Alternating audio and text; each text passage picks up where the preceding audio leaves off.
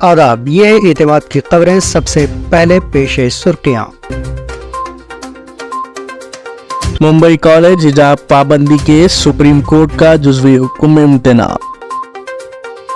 وقف مشترکہ پارلیمانی پینل تشکیل، بیرسٹر اویسی و دیگر شامل۔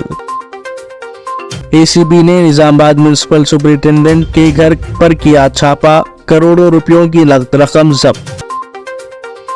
ریاستی حکومت کی جانب سے محمد سراج کو 600 گز اراضی مختص، احکامات جاری۔ بنگلہ دیش کے عبوری قائد محمد یونس نے جمعہ کے دن نو مقررہ مجلس مشیران کے قلمدانوں کا اعلان کیا۔ انہوں نے 27ویں بشمول دفاع اپنے پاس رکھی۔ انہوں نے منجے ہوئے سفارتکار محمد توحید حسین کو وزارت خارجہ کا سربراہ بنایا۔ 84 سالہ نوبل انعام یافتہ محمد یونس نے جمعرات کے دن عبوری حکومت کے سربراہ کی حیثیت سے حلف لیا تھا۔ انہوں نے شیخ حسینہ کی جگہ لی ہے، جو اچانک مستعفی ہو کر ہندوستان فرار ہو گئی۔ محمد یونس کو چیف ایڈوائزر مشیر اعلیٰ کی حیثیت سے حلف دلایا گیا۔ یہ عہدہ وزیر اعظم کے مساوی ہے۔ دیگر مشیروں کا انتخاب طلبہ، قائدین، فوج اور سول سوسائٹی کے نمائندوں کے اصلاح و مشورے سے ہوا۔ فوج کے ریٹائرڈ بریگیڈیئر ایم شوکت حسین کو وزارت داخلہ کی نگرانی سونپی گئی ہے۔ اسرائیل نے جمعہ کی صبح قطر، مصر اور امریکی ثالثوں کو جواب دیتے ہوئے کہا کہ وہ 15 اگست کو غزہ جنگ بندی معاہدے پر بات چیت دوبارہ شروع کرنے کے لیے ایک وفد بھیجے گا۔ اسرائیلی وزیر اعظم بنجامن نیتن یاہو کے دفتر نے ایک بیان میں کہا کہ مذاکراتی ٹیم کو فریم ورک معاہدے پر عمل درآمد کے لیے تفصیلات کو حتمی شکل دینے کے لیے بھیجا جائے گا۔ یہ اعلان تینوں ممالک کے ثالثوں کی جانب سے ایک مشترکہ بیان جاری کرنے کے بعد سامنے آیا ہے، جس میں اسرائیل اور حماس کے مجوزہ معاہدے میں باقی تمام کمیوں کو ختم کرنے اور بغیر کسی تاخیر کے اس پر عمل درآمد کے لیے 15 اگست کو دوبارہ مذاکرات شروع کرنے کی اپیل کی گئی۔ سپریم کورٹ نے جمعہ کو ممبئی کے کالج کو کیمپس میں برقع، حجاب یا نقاب پہننے والی طالبات پر عائد پابندی پر سخت سرزنش کی اور اس سلسلے میں ادارے کی طرف سے جاری نوٹس کو جزوی طور پر روک دیا۔ ممبئی کے آچاریہ اور D K Marathe college of art sciences and commerce اور دیگر کالجوں کی جانب سے مسلم لڑکیوں کو کیمپس میں حجاب اور برقع پہننے پر پابندی لگا دی گئی تھی، جس پر چند لڑکیوں نے عدالت سے اس معاملے کو رجوع کیا تھا۔ جسٹس سنجیو کھنہ اور پی وی سنجے کمار کی بینچ نے حجاب اور ٹوپی پر پابندی کو روکتے ہوئے پابندی کو چیلنج کرنے والی درخواست پر نوٹس جاری کیا۔ سپریم کورٹ کی بینچ نے سماعت کے دوران سخت ریمارکس کیے۔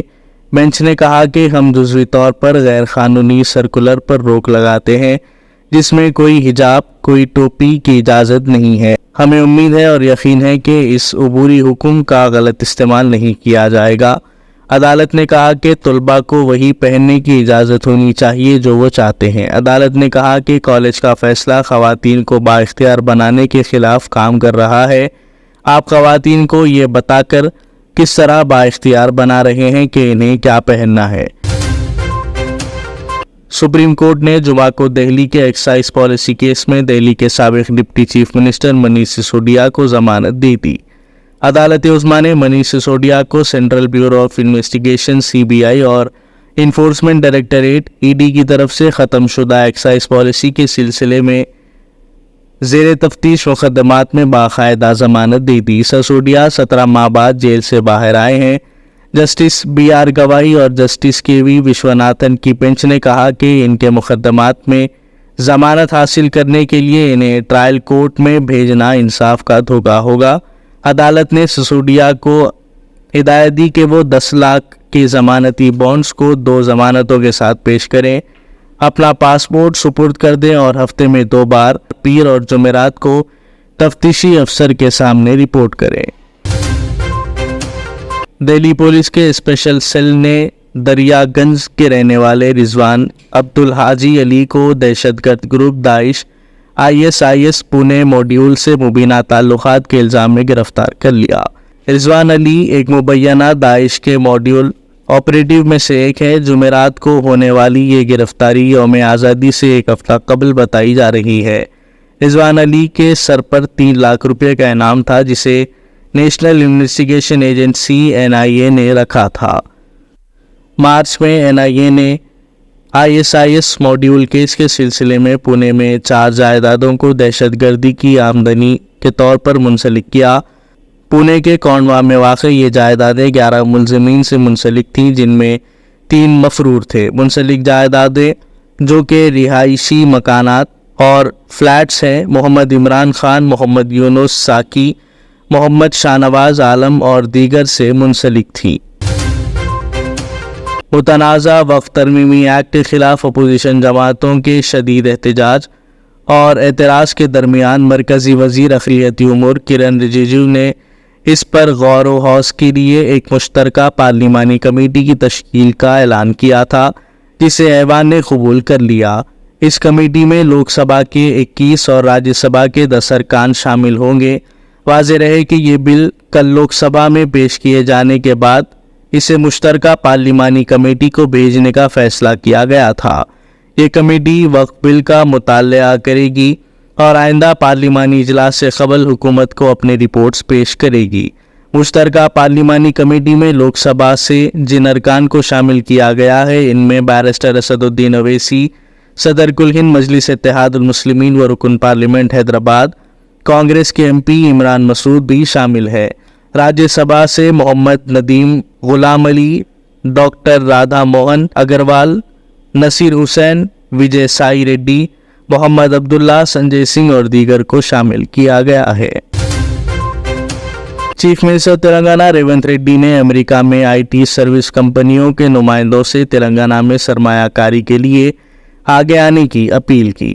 ایسوسی ایشن آف IT کمپنیز IT سرولائنس کے اجلاس میں چیف منسٹر ریونت ریڈی کے ساتھ IT کے وزیر ڈی سریدھر بابو نے شرکت کی۔ چیف منسٹر نے اپنے خطاب میں تارکین وطن سے کہا کہ وہ حیدرآباد کی ترقی کے ایک حصے کے طور پر شروع کیے جانے والے اس پروجیکٹ میں حصہ لیں۔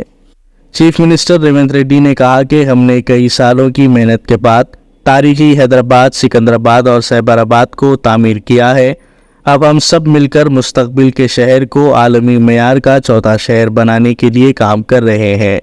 اب آپ حیدرآباد میں جو بھی سرمایہ کاری کریں گے وہ یقینی طور پر آپ کے مستقبل کے لیے سرمایہ کاری کے طور پر استعمال ہوگا۔ IT کے وزیر سریدھر بابو نے اپنے خطاب میں کہا کہ ان کی حکومت آنے والے دہائی میں حیدرآباد کی تعمیر نو کے لیے ایک شاندار حکمت عملی کے ساتھ فیوچر سٹی، میٹرو کی توسیع اور موسی ندی کے احیاء کے پروجیکٹس کو شروع کیا ہے۔ انہوں نے کہا کہ حیدرآباد کو مصنوعی ذہانت کے ٹیکنالوجی مرکز کے طور پر تیار کیا جائے گا اور عالمی معیار کے ساتھ مستقبل کا شہر بن جائے گا۔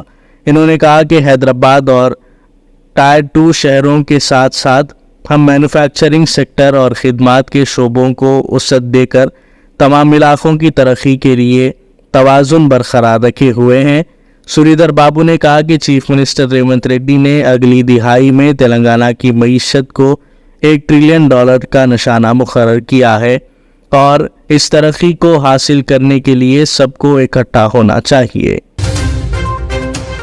ریاستی حکومت نے کرکٹر محمد سراج کو مکان کی اراضی مختص کر دی۔ اس سلسلے میں حکومت نے ایک GO بھی جاری کر دیا۔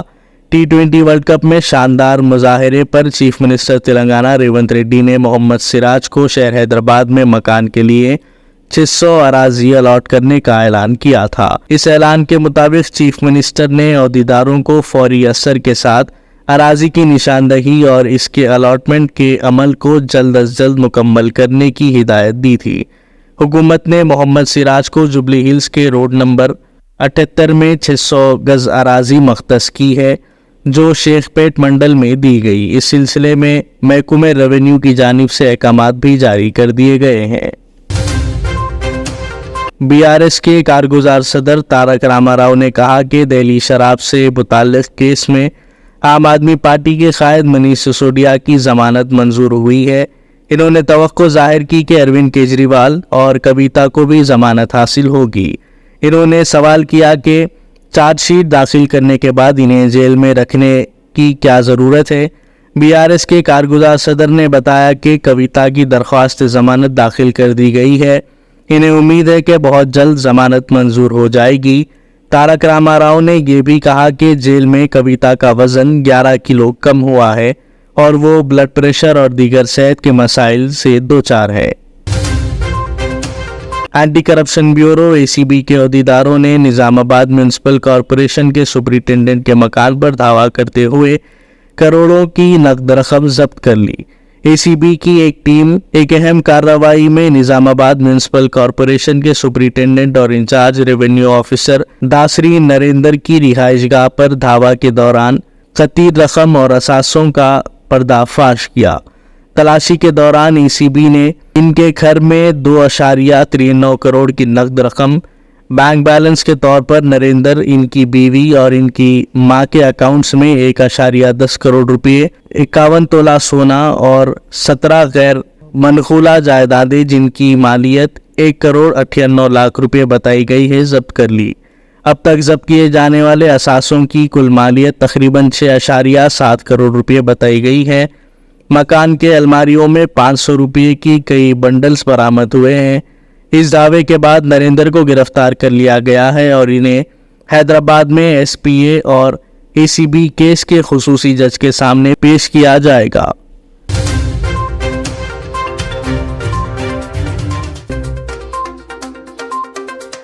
ممبئی کالج حجاب پابندی کیس، سپریم کورٹ کا جزوی حکم امتناع. وقف مشترکہ پارلیمانی پینل تشکیل، بیرسٹر اویسی و دیگر شامل. ACB نے نظام آباد میونسپل سپرنٹینڈنٹ کے گھر پر کیا چھاپا، کروڑوں روپیوں کی نقد رقم ضبط. ریاستی حکومت کی جانب سے محمد سراج کو 600 گز اراضی مختص، احکامات جاری. یہ تھی اعتماد کی خبریں. آج کا خبرنامہ یہیں اختتام کو پہنچتا ہے. دوبارہ کل پھر آپ سے ملاقات ہوگی. تب تک کے لیے اجازت.